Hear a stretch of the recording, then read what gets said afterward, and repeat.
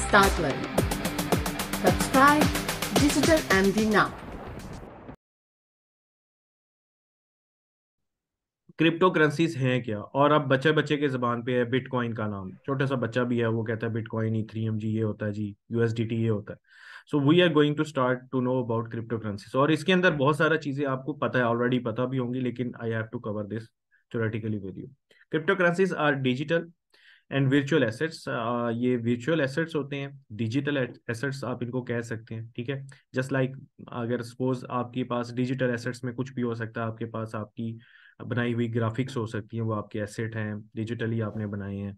आपके पास डिजिटल कोई वेबसाइट है, कोई प्लेटफॉर्म है, वो भी आपका बनाया, आप उसको भी सेल आउट कर सकते हैं। इसी तरह कुछ डिजिटल एसेट्स होते हैं जो कि जो क्रिप्टोग्राफी है, सिक्योरिटी पर्पस के लिए वो यूज हुई होती है उसके अंदर, उनको जनरेट करने के लिए क्रिप्टोग्राफी।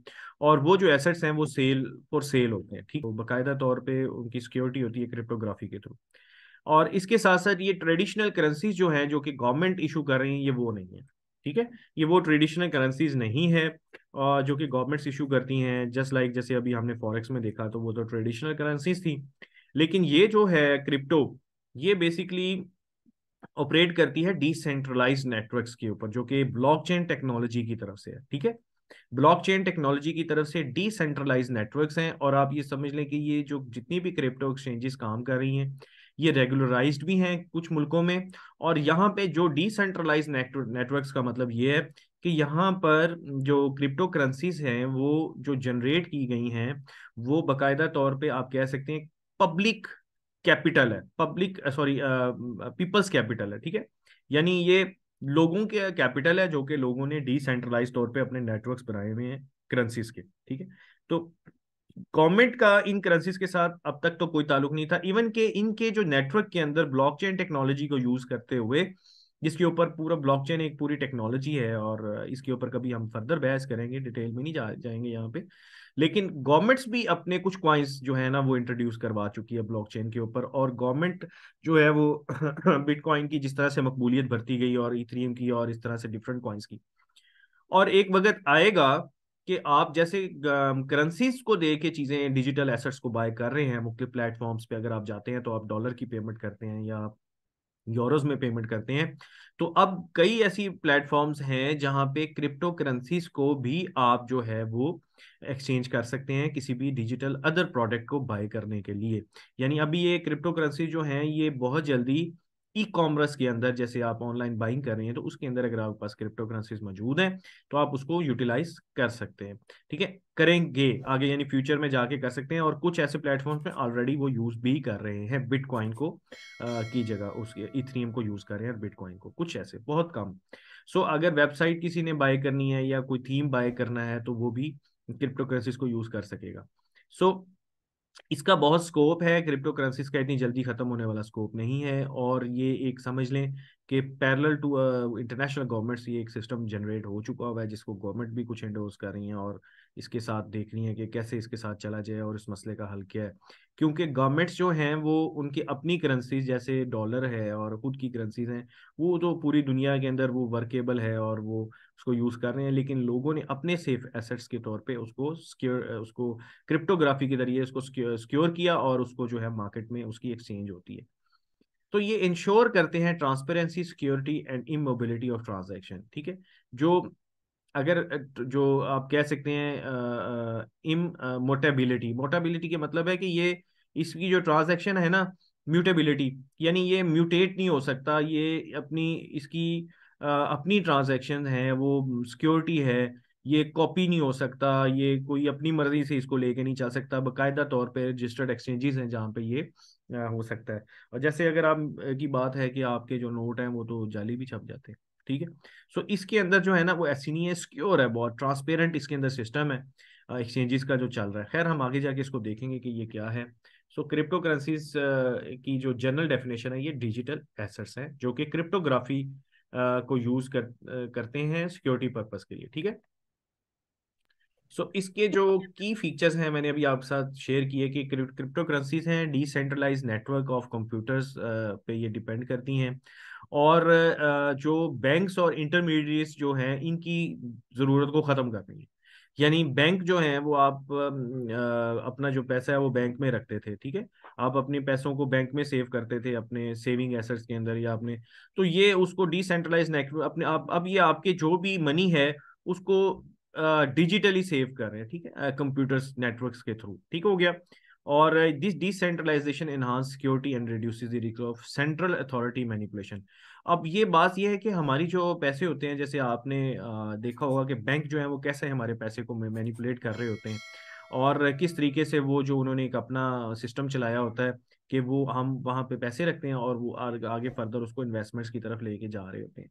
तो लोग जो है ना वो इस किस्म की मैनिपुलेशन और इस किस्म के रिस्क से बचने के लिए वो क्या करते हैं कि अपनी करेंसी जो है, एक तो डीवैल्यू भी ना हो उनकी करेंसी। अगर देखें ना, अगर आपने करेंसी बैंक में रखी है और जो बैंक है वो उस पर आपको प्रॉफिट नहीं दे रहा, और with the passage of time जो वो करेंसी है वो डी वैल्यू हो रही है, ठीक है, तो डी वैल्यू भी आपकी करेंसी हो रही है क्योंकि इन्फ्लेशन राइज कर रहा है, तो वो फिर कुछ ऐसा एसेट होना चाहिए जिसमें आप जो है वो डी वैल्यू ना हो रहा हो, उस तरह से वो एक एसेट के तौर पे ही आपका बने। और डिसेंट्रलाइज नेटवर्क का मतलब है उसकी सिक्योरिटी भी जरा थोड़ी सी बेहतर होती है। ये इसके बारे में कहना है, डिसेंट्रलाइजेशन का मतलब ये है, क्रिप्टो करेंसी का मकसद ये है, ठीक है। सो इसलिए कुछ गवर्नमेंट्स इसको एंडोर्स नहीं करती हैं, ठीक है ना, क्योंकि उन्होंने अपनी हेजमनी कायम करके रखनी होती है। दूसरा, ये ब्लॉकचेन टेक्नोलॉजी के ऊपर डिपेंडेंट है, और ये एक लेजर है उसका ट्रांजैक्शन का, जो कि कंप्यूटर्स के अक्रॉस जो है ना वो रिकॉर्ड को डिस्ट्रीब्यूट कर रहा होता है, एक लेजर बना होता है। मिसाल के तौर पे बिटकॉइन तो एक सिंगल है, लेकिन बिटकॉइन के एक बिटकॉइन कितने लोगों की कस्टडी में है, और उसके कितने कितने जो हैं वो शेयर्स हैं बिटकॉइन के मार्केट में, किस कौन कौन उसका ओनर है, ठीक है, ये पूरा एक लेजर जो है ब्लॉकचेन टेक्नोलॉजी के थ्रू नेटवर्क ऑफ कंप्यूटर्स के ऊपर सेव होता है, ठीक है। तो अगर आपके पास बिटकॉइन जो है वो इस वक्त मैं उसका भी रिसेंट लेवल देख रहा था, बड़ा अच्छा ऊपर गया हुआ है, ठीक है, और अभी ऊपर जाएगा, ये भी आपको मैं बता रहा हूँ, अभी उसका डिस्कस भी करेंगे, हम देखेंगे कि वो बिटकॉइन 29,000 से इस वक्त जो है ना वो 36,000 को क्रॉस कर गया हुआ है, ठीक है, 1000। अब आपके पास $36,000 नहीं है, लेकिन आप बिटकॉइन बाय करना चाहते हैं, तो आप एक मिनिमम अमाउंट, जैसे मैंने आपको बताया $10 $20, एक मिनिमम अमाउंट जो है वो आपको ब्लॉकचेन कर रहा है कि आप इस अमाउंट में उसका वो शेयर बाय कर लें। तो इस तरह से वो आप दुनिया में एक एंटिटी है सिंगल, तो आप जब उसको बाय कर लेंगे तो आपका लेजर का सारा रिकॉर्ड जो है ना वो ब्लॉकचेन टेक्नोलॉजी के थ्रू कैप्ट किया जाएगा, और जो कि बहुत ही सिक्योर है और अच्छे तरीके से चल रही है। अभी तक तो सिक्योर है और बहुत अच्छे तरीके से चल रही है, इसमें ट्रांसपेरेंसी भी है। सो ब्लॉकचेन जो है ना ट्रांसपेरेंसी, अकाउंटेबिलिटी और ये चीजें इनको इंश्योर कर रहा होता है बाकायदा तौर पे, ठीक है। अब तो इसमें एआईज भी इन्वॉल्व हो चुके हैं। वॉलेटिलिटी बेसिकली क्या है? वॉलेटिलिटी है कि क्रिप्टो मार्केट जो है ना वो बहुत ज्यादा वॉलेटाइल होती है, इसमें प्राइसेस जो है ना वो बड़े छोटे टाइम पीरियड के अंदर बड़ी हाई फ्लक्चुएशन भी शो करती हैं, सिग्निफिकेंट फ्लक्चुएशन शो करती हैं। और इस वजह से भी क्रिप्टो करेंसी जो है मार्केट, ये जरा थोड़ी सी मंजूर नज़र है इन्वेस्टर्स के, कि जब ज़्यादा फ्लक्चुएशंस होती हैं, तो जैसे मैंने आपको बात बताई थी कि जैसे अगर मार्केट है उसके अंदर ऐसे करके फ्लक्चुएशंस आ रही हैं, और ये थोड़ी सी आप देखें कि जितनी ज़्यादा हाई फ्लक्चुएशंस जो है मार्केट में आ रही हैं और ये मार्केट जो है वो मूव कर रही है, तो यहाँ पर इन्वेस्टर्स के लिए जो है ना वो एक ट्रेडिंग करने के लिए थोड़ा सा चार्म क्रिएट हो जाता है कि वो अगर यहाँ पे सपोज करते हैं कि यहाँ पे एंट्री लेते हैं और यहाँ पे एग्जिट लेते हैं तो एक खास प्रॉफिट जनरेट कर सकते हैं, और अगर यहाँ पे एंट्री लेते हैं और वेट करते हैं मार्केट ऊपर आने का तो कर सकते हैं। अदरवाइज यहाँ से कुछ लोग ऐसे होते हैं जो कि अपनी करेंसी को सेल आउट कर रहे होते हैं, लोअर प्राइसेस पे लेके जाते हैं और फिर मिनिमम प्राइस से दोबारा बाय करके तो अपना प्रॉफिट जनरेट करते हैं। तो ये जितनी ज्यादा हाई वॉलेटिलिटी आपकी होगी मार्केट में, जितनी ज्यादा ये वॉलेटिलिटी जो है वो हाई होगी, उतना ज्यादा जो है ना वो प्रॉफिट जो है उसकी इंपॉर्टेंस जो है ना वो होती है, प्रॉफिट गेनिंग आपके पास चांसेस होते हैं। More the volatility, more the risk and more the chance of profit to gain from the market. यही है इंटरनेशनल फाइनेंशियल जो ट्रेडिंग मार्केट्स है उनका यही असूल है, ठीक है। सो ट्रेडर्स जो हैं वो बड़ा रैपिड मार्केट मूवमेंट्स के लिए बड़े तैयार रहते हैं, और हमने भी इंशाल्लाह तैयार ही रहना, ठीक है। और वो पूरा एनालिसिस करने के बाद हमने ना मार्केट को पूरा स्टडी करने के बाद मार्केट की मूवमेंट्स को अपने रिस्क को इफेक्टिवली मैनेज करना है। होपफुली आज की ये वीडियो आपको पसंद आई होगी। इस टॉपिक से रिलेटेड कोई भी क्वेश्चन हो तो कमेंट बॉक्स में मेंशन करें। चैनल को लाइक, सब्सक्राइब और शेयर करें। मिलते हैं अपनी नेक्स्ट वीडियो में। अपना बहुत ख्याल रखिएगा। अल्लाह हाफिज़।